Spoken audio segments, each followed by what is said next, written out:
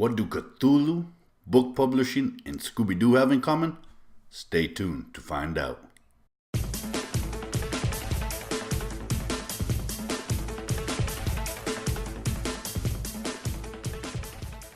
14, written by Peter Clines and narrated by Ray Porter. Almost said that backwards.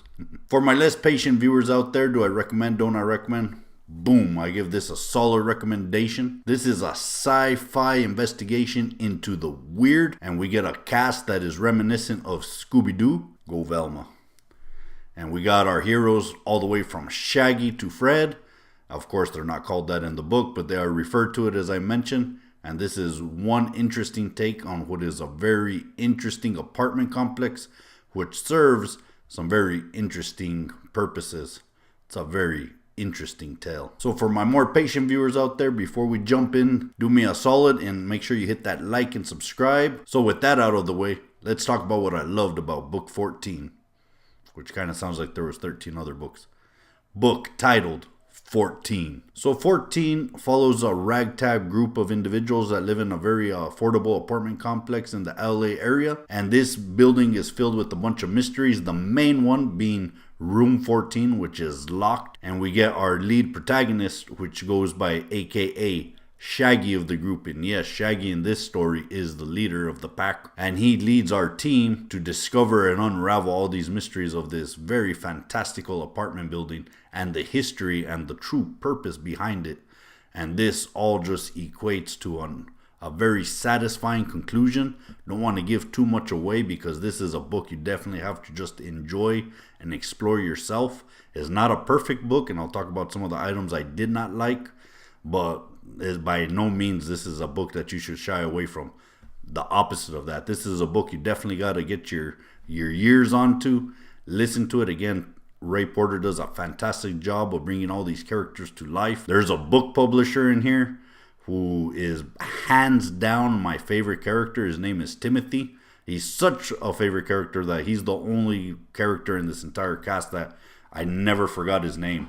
And every time he came on to the spotlight, every time that spotlight was shining on him, I was entertained and I just could not wait. And this is not a spoiler, but basically he was a retired book publisher. He's our Fred of the story, I guess you could say. He's our tough guy. He's an older man, but he knows so much, and he has the answer to get our ragtag group of individuals out of pretty much every predicament. And when they ask him, "How did you know that?"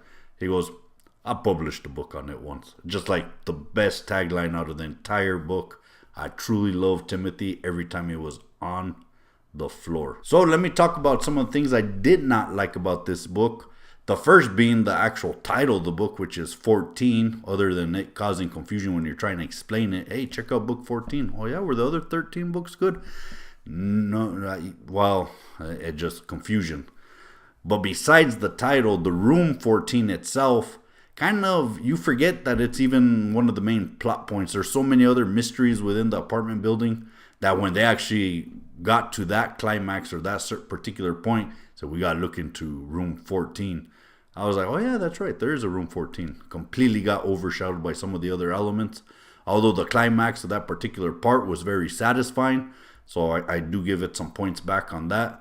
Another pet peeve that I really did not enjoy from this book was the end. Our characters were stupid for the sake of the plot. I think that's a tagline someone invented. I'm not exactly sure. But they do a very stupid thing that has some very stupid outcomes.